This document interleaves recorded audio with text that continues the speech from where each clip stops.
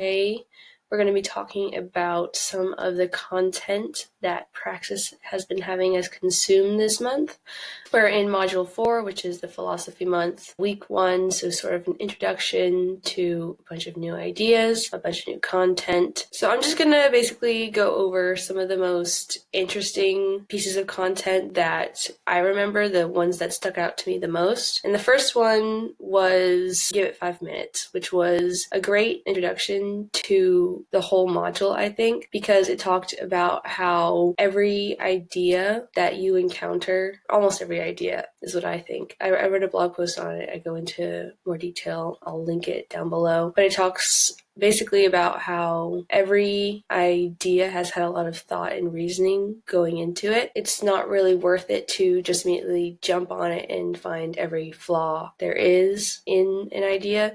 It's more important to understand why someone presented that idea to you and what their reasoning is behind it. It talks about understand, then be understood, as in if you go to something like a lecture, you should be more open to understanding what the person has to say rather than expressing why you disagree with their ideas. Dismissing ideas is easy. Creating and understanding an idea is a whole lot harder because you have to really think about an idea and figure out whether or not that is a solid idea, and you might even have to change it up if your reasoning doesn't hold up. And the next interesting article we read was titled The Work Required to Have an Opinion. It talks about how the right to opinion is not the same as the right to an audience. I also wrote a blog post on this. I'll link that below too. It basically said that if you have an opinion, that's fine and everything, but you can't expect to hold it up in front of a bunch of people unless you understand both sides of the argument,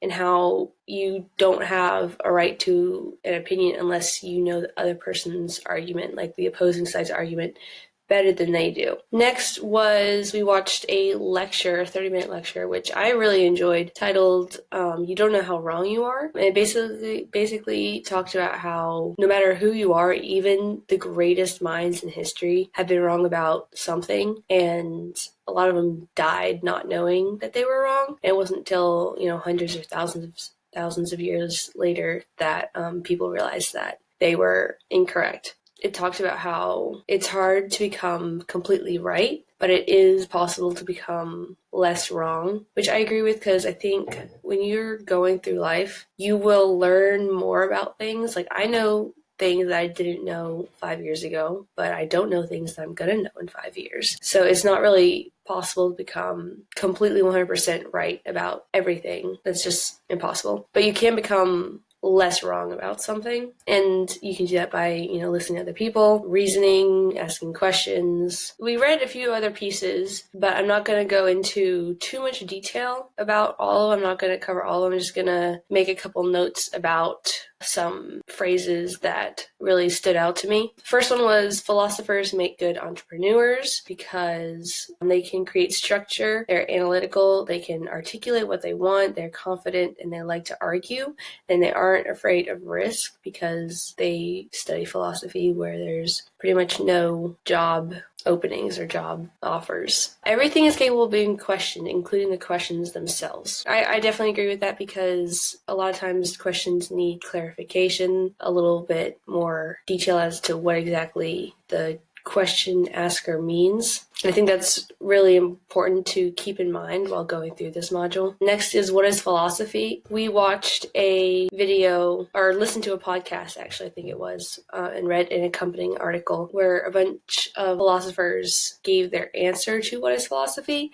And every single one of them had completely different answers. And so there were some themes throughout some of them, like question asking and analytical thinking and analyzing and that kind of stuff. For the most part, they were all drastically different, which I thought was a really interesting podcast. We briefly talked about the value of hypothetical thinking, but it basically talked about how hypotheticals are valuable when the proposed scenario that they express either might happen, or if it's never likely to happen, it has to shed light on a greater issue, a big political issue or a moral issue. I read this earlier. It wasn't part of this module. I think I saw it on Instagram or something. The question was, if you had your grandma grandma in one hand and your baby in the other hand, or a baby you didn't know in the other hand, and you were dangling them off the bridge, and you could only save one, who would you save and why? And I think that's a good example of a hypothetical question that sheds light on a moral issue. And then there are a lot of others that,